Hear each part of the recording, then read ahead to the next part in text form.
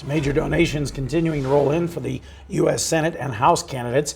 As they file their new numbers, MTN's Mike Dennison found the big guns are incumbent Republican Steve Daines and Republican Matt Rosendale, also Democrat Kathleen Williams in that House race. In the Senate race, incumbent Steve Daines reported raising $1.2 million during the past 3 months. That gives him just over $5 million for the entire campaign. And he still has $4.2 million left in the bank. That's more than 80 times the amount held by his two nearest potential Democratic challengers, who each had about $50,000 in their accounts on September 30th. One of those, Helena Mayor Wilmot Collins, has raised about $176,000 since May, and the other one, Loma rancher John Muse, took in $101,000 since early July, including $18,000 in loans to himself. In looking at the numbers and other factors, Montana State University political scientist David Parker told me he has a hard time seeing this Senate race becoming competitive.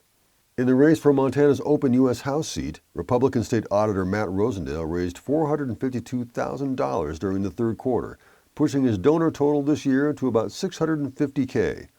Right behind him for the quarter is Democrat Kathleen Williams, who raised $370,000 from donors, but her annual total so far is higher at $800,000.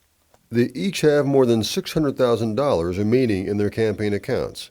The other 6 declared candidates in the House race either hadn't made their report available by late Tuesday afternoon or had raised less than $35,000 for the period ending on September 30th.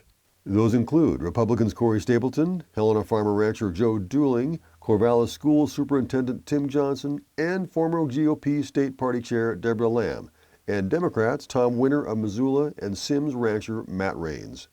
These 5 Republicans and 3 Democrats are competing for Montana's sole U.S. House seat, which is open because incumbent Republican Greg Gianforte is running for governor next year. Parker says it appears Democratic donors are much more excited about the House race at this point than the Senate contest against Daines. Reporting from Helena, Mike Dennison, MTN News. Of course, the primary election doesn't come up until next June.